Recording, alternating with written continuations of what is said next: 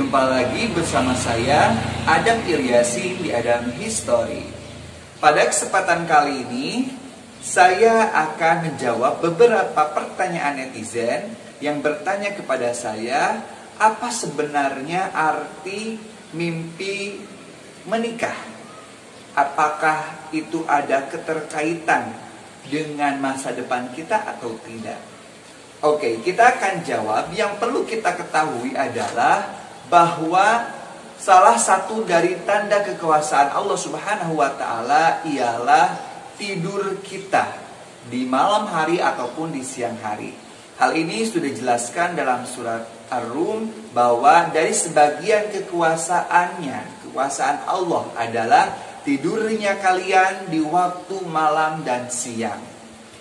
Nah, perlu kita ketahui juga, mimpi ini merupakan salah satu dari karunia, nikmat yang Allah berikan kepada kita. Loh, kok seperti itu? Ya iya, karena ketika kita tidur lalu bermimpi, maka tidur kita itu berwarna. Bayangkan saja kalau misalkan kita tidur tapi tidak bermimpi, maka akan sepi, seperti itu. Nah, hindari untuk ingin mengetahui arti mimpi yang kita alami pada saat tidur. Aduh, saya mimpi ketemu ular nih. Aduh, saya mimpi menikah. Aduh, saya mimpi inilah itulah. Hindari untuk mencari arti mimpi. Karena bisa saja arti yang diberikan pada mimpi kita itu merupakan mimpi yang salah, bahkan menjurus pada kemusyrikan. Yang perlu kita ketahui adalah 3 sumber mimpi-mimpi yang kita alami itu datang dari mana. Oke, dalam Islam lewat hadis Rasulullah SAW menjelaskan bahwa sumber mimpi itu ada 3. Yang pertama adalah hadisun nafsi. Hadisun nafsi itu adalah omongan-omongan ataupun pikiran-pikiran yang ada dalam diri kita. Jadi terkadang mimpi itu datang timbul karena kita selalu memikirkannya, ataupun juga karena kita sangat merindukannya. Seperti itu.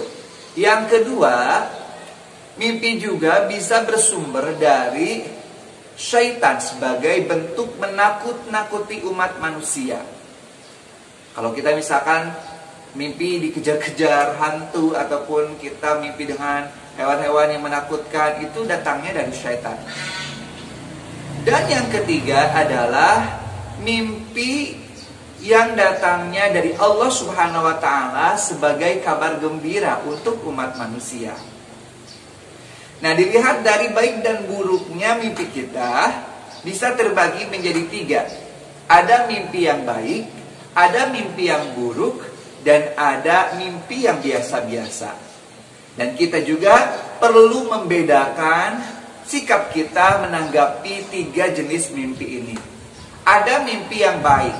Mimpi yang baik ini sering dinamakan dengan ru'ya hasanah atau ru'ya solihah, di mana di dalamnya kita bermimpi hal-hal yang dapat membahagiakan kita. Semisal kita mendapatkan bertemu dengan orang yang kita cintai, atau misalkan kita itu melihat bulan yang sangat terang menghampiri kita. Itu kan istilahnya mimpi-mimpi yang baik, ru'ya sholihah. Nah, cukup untuk menyikapinya ya kita boleh menceritakan kepada orang lain, tetapi jangan sampai diartikan dengan hal-hal yang kurang baik. Karena itu mimpinya sudah baik, jadi jangan sampai diartikan mimpinya dengan arti-arti yang asal-asalan. Nah, bagusnya kalau kita misalkan sudah bermimpi yang baik, misalkan kita bermimpi pergi ke tanah suci, umroh ataupun haji, itu mimpi yang baik. Maka kita langsung setelah bermimpi itu berdoa, semoga apa yang masuk dalam mimpi kita itu bisa menjadi kenyataan. Kalau mimpi kita itu bisa berhaji dan berumroh, maka semoga saja bukan hanya dalam mimpi, tapi dalam kenyataan juga bisa terjadi. Itu adalah ru'ya hasanah. Yang kedua, ada yang dinamakan dengan ru'ya sayyi'ah ataupun mimpi buruk.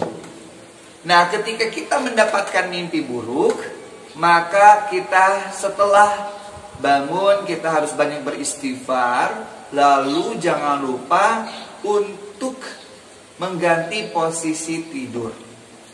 Kita coba untuk mengganti posisi tidur, karena memang dalam tidur juga dalam Islam itu posisi sangat diperhatikan. Bagaimana kita harus menghadap kiblat, lalu posisi tangannya di mana, kakinya di mana. Mungkin nanti kita akan bahas dalam video yang lainnya. Jadi kalau misalkan kita mimpi buruk, maka ketika kita terbangun dari mimpi tersebut, kita langsung pindah posisi. Bahkan kita beristighfar dan kita juga meludah ke arah kiri 3 kali. Seperti itu ya. Oke, dan ketika kita mendapatkan mimpi buruk, kita jangan menyikapinya dengan kegugupan ataupun ketakutan. Karena sesungguhnya mimpi itu tidak akan memberikan madarat sama sekali. Itu adalah bentuk godaan setan. Setan ingin menakuti dan menyakiti umat manusia. Ya, salah satunya masuk ke dalam mimpi kita. Ya, bagusnya ketika kita bermimpi yang buruk, kita berdoa kepada Allah Subhanahu wa taala, semoga mimpi itu bisa dijauhkan dari kenyataan hidup kita. Seperti itu. Oke. Yang ketiga, ada mimpi yang biasa-biasa. Nah, mimpi yang biasa-biasa ini ya adalah mungkin bentuk hadisun nafsi, artinya ucapan-ucapan ataupun pikiran-pikiran yang ada dalam diri kita. Karena sering diucapkan, sering dipikirkan, akhirnya masuk dalam mimpi kita. Itu dinamakan dengan ru'yat takhayul, mimpi yang dihayal-hayal, seperti itu.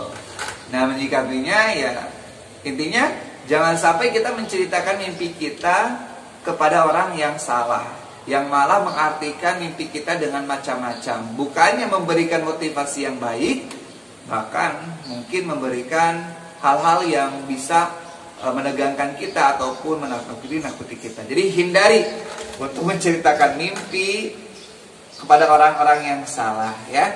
Oke, jadi itu mungkin pengetahuan mengenai mimpi. Kalau mimpi menikah itu kan kebahagiaan ya, kebahagiaan. Kalau misalkan ada seorang laki-laki yang mimpi menikah ataupun seorang perempuan yang mimpi menikah, ya syukuri saja. Karena bisa menjadi motivasi bahwasanya, apalagi buat yang jomblo, mungkin ya bisa jadi motivasi, aku ternyata dalam mimpi saja menikah. Maka berdoa kepada Allah supaya menikah itu bukan hanya mimpi, tetapi bisa terjadi dalam dunia kenyataan. Seperti itu. Jadi memintalah kepada Allah Subhanahu wa taala.